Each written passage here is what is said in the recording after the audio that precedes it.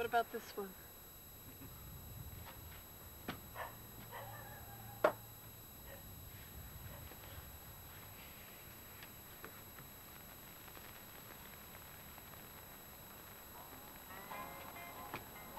I'm making it out to Cash. Sure.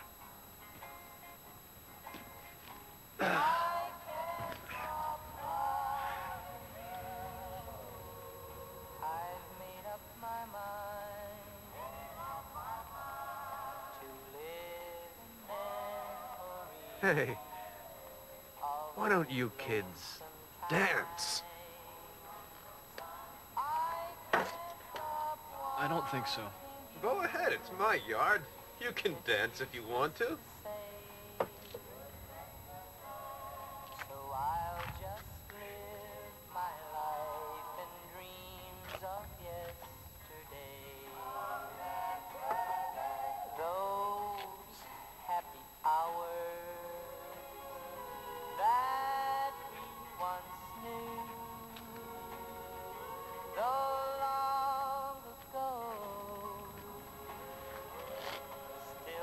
I'm too drunk. You're not drunk. I am too.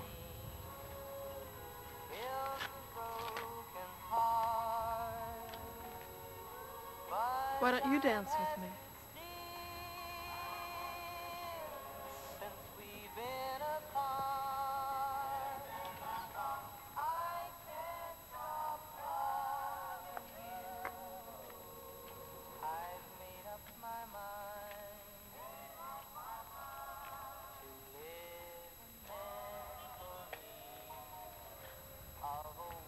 The people over there, they're watching.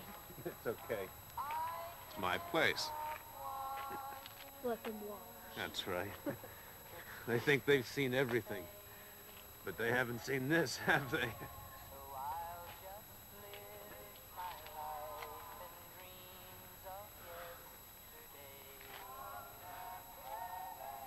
I hope you like your bed.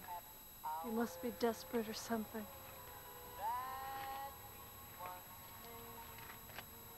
Weeks later, the girl said, the guy was about middle-aged. All his things right there in his yard. No lie. We got real pissed and danced in the driveway.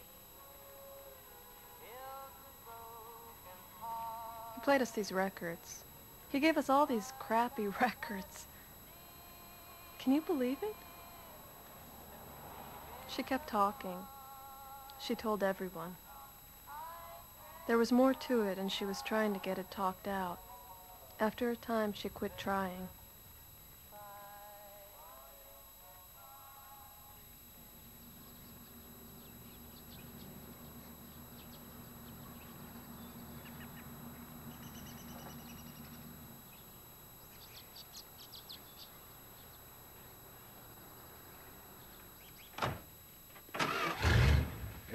In the final few lines of the story, I leave it open for interpretation that the young couple just may encounter some of the same difficulties that the fellow did, whose furniture and worldly goods that they're buying off the front lawn.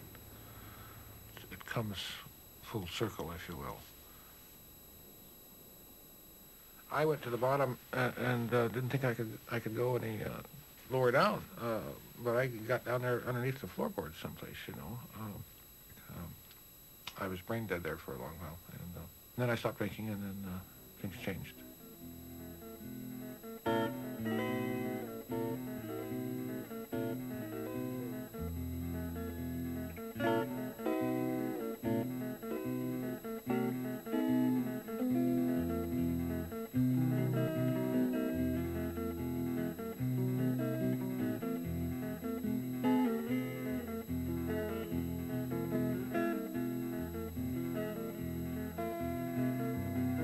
Carver published his first short story in the early 60s, but it wasn't until he stopped drinking and escaped the problems of his first marriage that he was able to devote himself to his writing, publishing more than 12 books in his 10 remaining years. Carver was soon acclaimed by many critics as a writer of extraordinary quality, a successor to Steinbeck and Hemingway. He was frequently hailed as the savior of the American short story.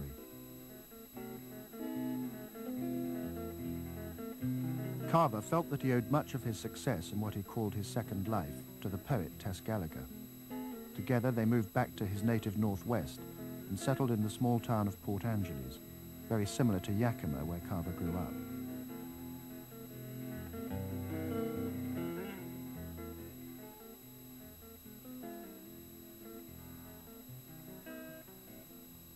Ola's face turned red again. "I've got lots of things to be thankful for," she said. "I keep these teeth around to remind me how much I owe Bud." She drank from her root beer. Then she lowered the bottle and said, "You've got pretty teeth, Fran. I noticed right away. These teeth of mine, they came in crooked when I was a kid."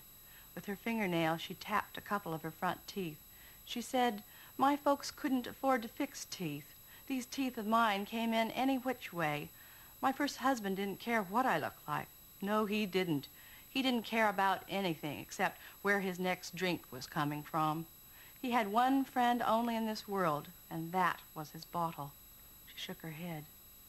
"Then Bud come along and got me out of that mess. After we were together, the first thing Bud said was, 'We are going to have them teeth fixed.' That mold was made right after Bud and I met on the occasion of my second visit to the orthodontist, right before the braces went on."